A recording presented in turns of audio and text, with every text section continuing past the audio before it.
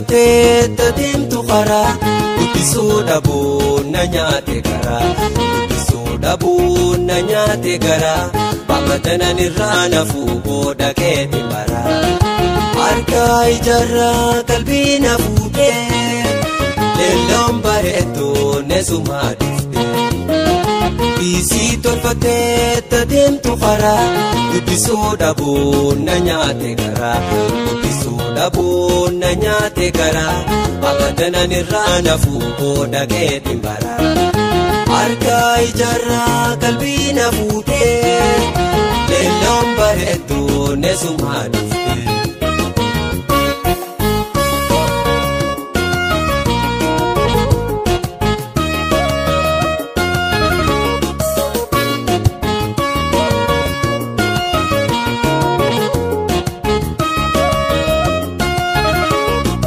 Jaalatan jaalalleen tokkummaa yoo lakkaa'e bareedduu neetumaa waan jaalanne taniin jaalleesuma ani sifatinaa jireenya biyyaa ayaa hegeree ta'uu si bare si jaalachuu eegalee jaalala si mi'ooytu na qabe bontee uffattu akka wajjin mi'ooytu jaalaltis qalama.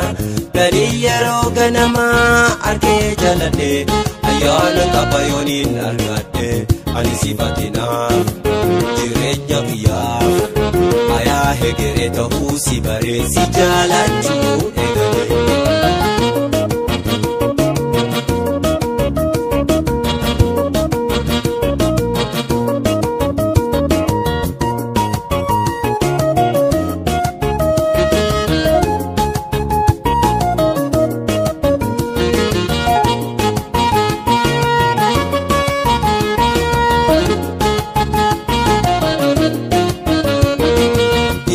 Tolfatee tadeemtu karaa dubbisuu dhabuun na nyaate garaa dubbisuu dhabuun na nyaate garaa abadanan irraa nafuu booda keeti maraa harkaa ijaarraa qalbii na fuudhee leelloon bareedduu neesumaa dhuftee isii tolfatee tadeemtu karaa dubbisuu dhabuun na nyaate garaa dubbisuu dhabuun na nyaate garaa abadanan irraa nafuu booda keeti maraa harkaa ijaarraa qalbii na fuudhee leelloon bareedduu neesumaa dhuftee.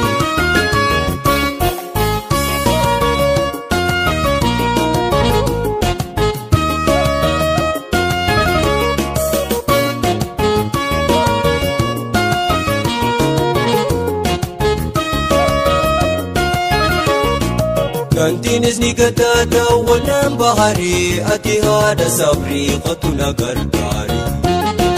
Kantiinis ni gataata wannaan baharii ati haadha sabrii qotu na gargaari. Jaalatan jaalalleen tokkummaa yoo lakkaa'e bareedduu neetumaa waan jaalanne taniin jaalleesuma.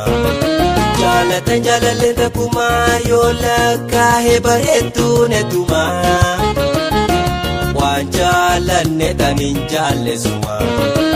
Alalaasi akkusi ta'uu si shaaku dubbii qabatamaa naa godhi hayyama.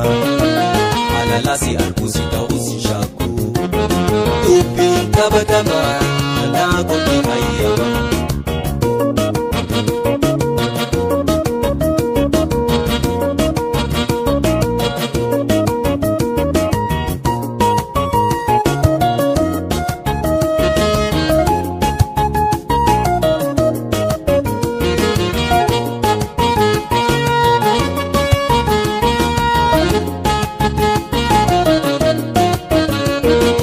Jaalala si mi'ooytu na qabe bontee uffattu akka wajjin mi'ooytu jaalalti qalama tanii yeroo ganamaa argee jaaladhee ayyaana qabayooniin argadhee ijuma si laalee hubbusi si jaalee si jala maraadhee hundatti himaadhee akka si jaaladhu atis na hubadhu ani sifatinaaf jireenya kiyyaa ayaa hegeree ta'uun si bare.